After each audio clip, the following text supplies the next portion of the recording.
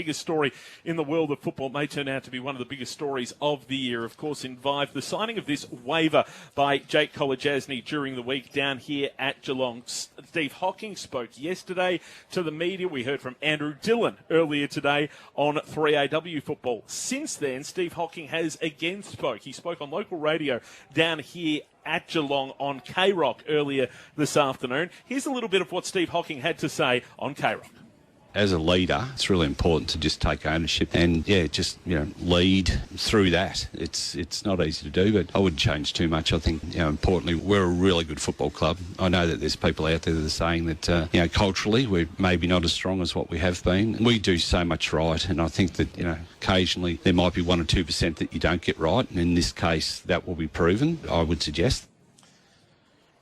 Joel, it was said that there was something clandestine about this waiver, the fact that I guess they didn't make it known to the Players Association, they didn't make it known to the AFL, the fact that when the club was audited last year, it wasn't picked up as part of those third-party payments. I think that is where a lot of people have their concerns about how this was handled, the clandestine nature of it. But Steve Hocking seems pretty confident in his role, and this was just a fair mistake.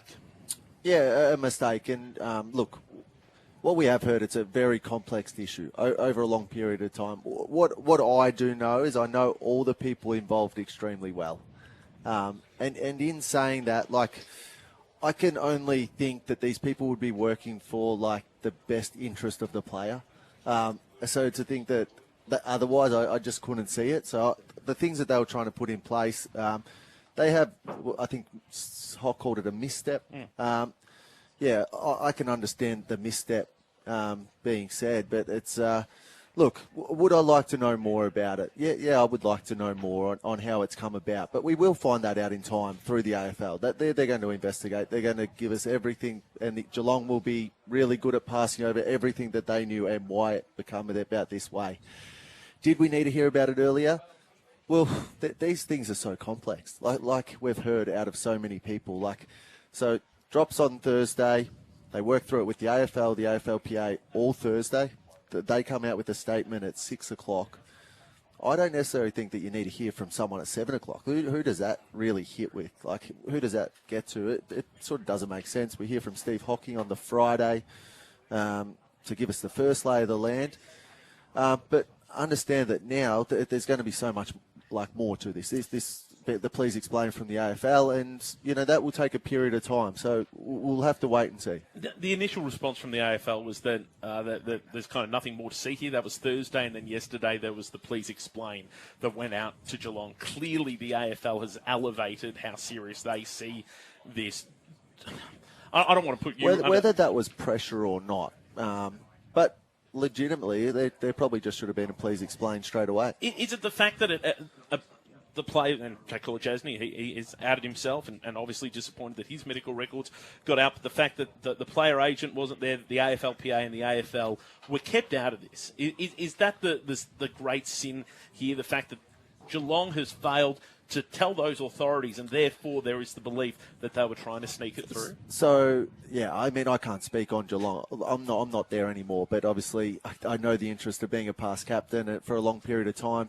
Understanding that, would they like to take that back? Yeah, they probably would. But in saying that, I don't think that it hasn't not been thorough in what they have done. From what we have heard already, it's been Kolodjasny and his family been involved in this. And then there's been a legal representative too. And we have to remember, so Jake's brother Cade got retired out of football through concussion incidents. So they know this probably better than any other family going around. And then the Geelong Footy Club taking it where they did. I can't speak for them. Can I ask you, and take Jake Kolodjasny out of it, take the Geelong Football Club out of it. No, but I think just because of the seriousness around concussion, and you've had your number of concussions over your journey as well, do you think we are going to get to a point where teams are going to have to say, look, we can't risk you playing anymore. And the AFL, we've already started to see this through its concussion panel and giving clearance for a player to play or go, hold on, no, you can't. And that this may also come to a club level to go, we simply can't risk you anymore. We don't believe we should risk you anymore simply because of the health concerns and what we know now around concussion. Yep. How will I answer that? I'll answer it that we've obviously got the concussion protocols in place. So all clubs are well aware of that, and they're quite thorough. Could they be better? Always tinkered with, could always make things better. Then you got the panel. So the College Asney one, that I can understand, doesn't come back green, but doesn't come back red. Like, what is that? That's a concern in itself. Like, how can you not give green or red? So that obviously needs to be improved from that angle. But I think if they had a green or red system, that may rub it out. But the passing of information across clubs, I think that is super important if you're to pass on a player at any stage. Yeah, that's the part I can't work out with College Asney is, like, obviously he was cleared to play. So either you're cleared to play or you're not cleared to play. Yeah. So he was cleared to play, and then I'd love to know whether it was College Asney that went to, or he wasn't cleared to play, College Asney went to the club and said, I'll sign a waiver, or he was cleared to play and the club went to College Asney and asked him to sign a waiver. That's what I'd like to find out, and hopefully after this investigation we will get to find out how it all transpired. Yeah, and I think that's just timing, that absolutely we all want to find out the same thing, Matty, and in time we will. Do you think last one on this, Joel, and I appreciate your honesty. No, that's all good. It's close to your heart, and obviously you know Jake and all those involved. Do you think it is unfair on both Steve Hocking, Craig Drummond, the board, and those that were involved at Geelong to say that they were obfuscating their responsibility when it comes to concussion and their responsibility to Jake College Asney by him signing this waiver? There has been that narrative that they're just trying to wipe their hands of it, and that, they're not putting the care of concussion to the fore. I don't believe that. I think anyone has a care for the player. Maybe the handling was wrong, but I'm just keen to hear from you as a member of the club, a former member of the club. Understanding those individuals, they've got the care of the player at their heart. There's nothing to do with that. But the part on it that I would just justify that those people and would be thinking everything possible to just make sure that Jake is safe. No, I totally... And I couldn't see it any other way. Joel, I appreciate your honesty, and I know you're, as a colleague, you're happy to answer them, but still, your former club and people that you know well and from your experiences with concussion too, we're happy to take... And that's all good too, but it is such a serious issue too, and I'm glad that we're having conversations about it, and I'm sure that the Geelong Footy Club are too, that we are taking this very seriously across the board, across the industry, and we want to be world best practice at it.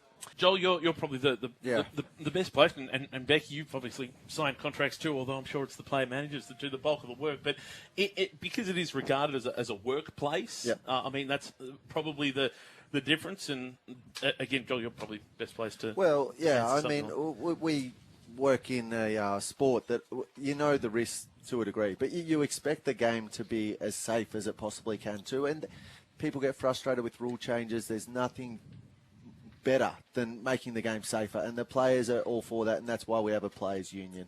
So it's probably the easiest way to answer it. There is insurance for players as well, isn't there? There is, yeah. And that's where there's been an issue with insurance companies not wanting to cover players with a history of concussion in recent times. But for other injuries, there's insurance for players that is paid. Yeah, that's correct.